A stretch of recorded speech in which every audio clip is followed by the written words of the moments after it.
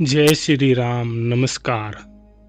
जमीन के धन की शुद्धि कैसे होती है, तो मैं आज आपको इसी विषय पर जानकारी दूंगा।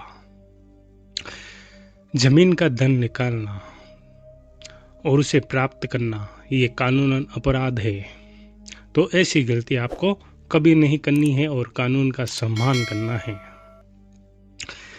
जमीन का धन वैसे तो भाग्य से मिलता है। अगर आपके भाग्य में जमीन का धन नहीं है तो ऐसे में आप कितने भी उपाय कर लीजिए, कैसा भी तांत्रिक को बुला लीजिए, कितने भी रुपए पैसे आप खर्च कर दीजिए, अगर जो धन आपके भाग्य में नहीं है तो ऐसा धन आपको कभी नहीं मिलेगा। जो धन भाग्य में होता है वो स्वतः चलकर आपके पास आएगा और आपको अपने जीवन में कभी भी मिलेगा।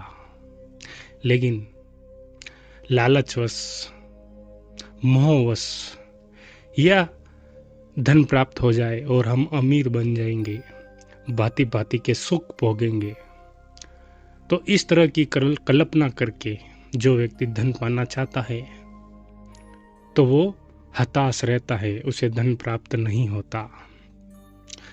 अब जो मैं आपको जानकारी दे रहा हूं कि घड़ा धन की शुद्धि कैसे होती है,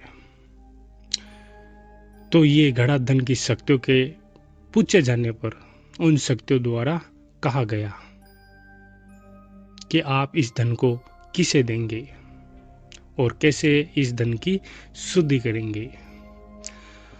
जो शक्तियां बताती है वही मैं बात आपको बता रहा हूं। धन जब जमीन से निकलता है तब उसकी पूजा होती है, क्योंकि जो धन काफी समय से जमीन के अंदर पड़ा रहता है तो पड़ा होने के कारण वो अशुद्ध हो जाता है, उसके ऊपर तरह तरह की आत्माएं निवास करना शुरू कर देती है। लेकिन अगर किसी व्यक्ति के भाग्य में है और उसे मिल जाता है तो उस धन की शुद्धि करनी पड़ती है, अन्यथा वो धन व्यक्ति को बर्बाद कर सकता है। तो शुद्धि के लिए सबसे पहले उस धन की पूजा होती है। ऋतुफल उस धन को अर्पण करना पड़ता है और 7 दिन, 11 दिन, 21 दिन तक लगातार उस धन पर सुबह और शाम के समय दीपक करना पड़ता है।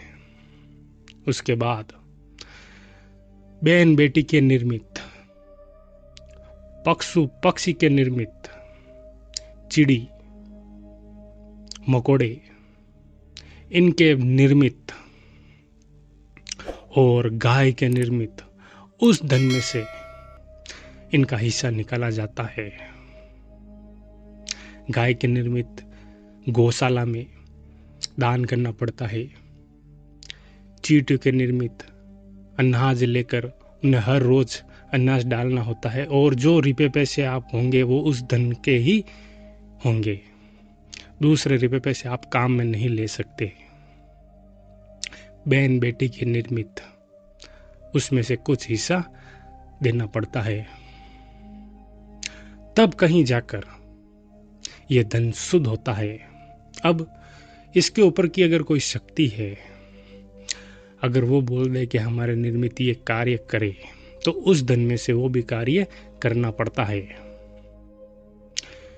तो उसके बाद वो धन शुद्ध हो जाता है। और ऐसा धन कोई व्यक्ति प्राप्त करता है तो शक्तियों का भी आशीर्वाद प्राप्त होता है, हमारे पितरों का भी आशीर्वाद प्राप्त होता है, हमारे कुल देवता कुल देवी का भी आशीर्वाद प्राप्त होता है, और ऐसा धन व्यक्ति को तरक्की की राह पर आगे लेकर जाता है।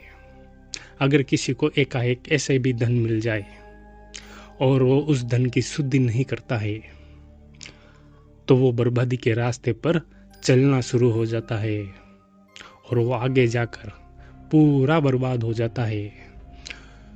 ऐसे व्यक्ति अपने जीवन में अपनी मेहनत से जितने भी रुपए पैसे कमाता है वो भी खर्च हो जाते हैं, वो भी उसके पास नहीं बचते, पूर्णतया से कंगाल।